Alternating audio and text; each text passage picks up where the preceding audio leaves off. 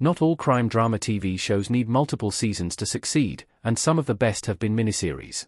Some of the best TV shows of all time are from the crime genre, such as Mindhunter and True Detective, and it's a genre that greatly benefits from multiple seasons with various episodes. However, the format of miniseries has also brought great TV shows across different genres, though the branch of crime stands out. A miniseries allows a bigger focus on character development and follows the crimes and mysteries a lot closer, making it easier for the audience to follow along. Thanks to that and more, some crime miniseries are better than longer shows. Blackbird. 6 episodes. Taron Egerton looking serious in Blackbird. Some of the best and most shocking crime miniseries are based on true stories, and one of them is Blackbird. Based on James Keen's autobiographical novel In With the Devil, a fallen hero, a serial killer, and a dangerous bargain for redemption, Blackbird stars Taron Egerton as Jimmy Keen, a once promising football star. Keen got involved in dealing narcotics and was deep in a life of crime when he was arrested as part of a wider sting operation. Keen initially accepted a plea deal he believed to be only 2 years with a chance for parole, but during the trial, more charges were added, and he was sentenced to 10 years without parole. However, Keen's natural charm and personality led to a new offer, a fully commuted sentence with a clean record and no conditions by federal authorities if he can convince a convicted killer to admit to killing 14 women. A miniseries format benefited Blackbird, making it more suspenseful and engaging. Defending Jacob. 8 episodes.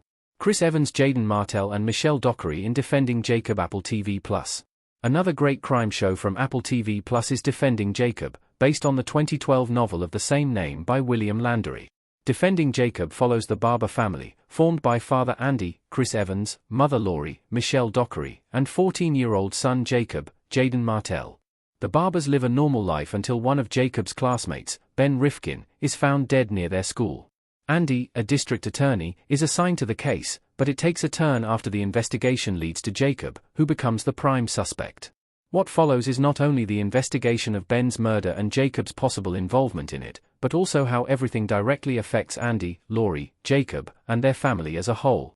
In just 8 episodes, Defending Jacob follows the investigation of Ben's murder closely and the impact of it on the Barbers, with a couple of twists, moral dilemmas, and the exploration of the complexities of the Barbers' new family dynamic.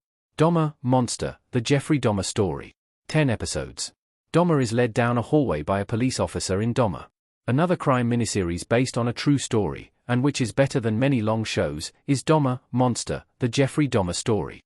Created by Ryan Murphy and Ian Brennan, Dahmer follows real-life serial killer Jeffrey Dahmer, Evan Peters, one of the most infamous and disturbing serial killers in American history. Dahmer goes back and forth between the 1970s and 1991, following a young Dahmer in the former and some of the moments that led to his horrific actions, and in the latter covering his near apprehension and eventual conviction. Dahmer also follows his neighbor, Glenda, Niecy Nash, who tries to help one of his victims. In addition to that, Dahmer covers how the police failed to arrest him earlier, mostly due to racial bias. Dahmer isn't an easy watch, and its miniseries format amps up the tension, suspense, and horrors of Dahmer's actions and the impact of his crimes. The Outsider. 10 episodes. Ben Mendelsohn as Ralph Anderson in The Outsider. Unlike the rest of the TV shows on this list, The Outsider isn't a miniseries because it was planned like that, but because it wasn't renewed for a second season. Still, it's now one of the best crime shows in recent years and one of the best Stephen King TV shows, as it's based on his 2018 novel of the same name. The Outsider takes the audience to Cherokee City, Georgia, where the corpse of a young boy named Frank Peterson is found in horrifying conditions. Detective Ralph Anderson, Ben Mendelsohn, is assigned to the case, and the initial evidence points to Terry Maitland, Jason Bateman, a Little League baseball coach, being the killer.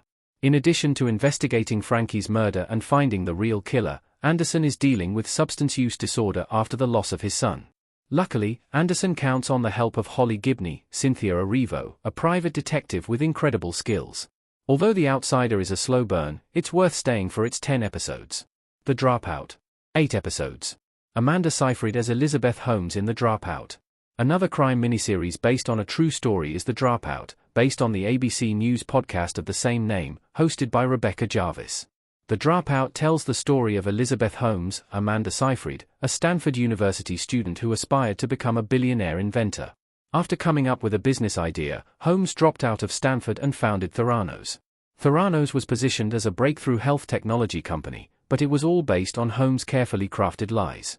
The Dropout explores Holmes' backstory, the events that could have led to her deceptions, and her eventual exposure as a fraud and downfall, along with that of Theranos.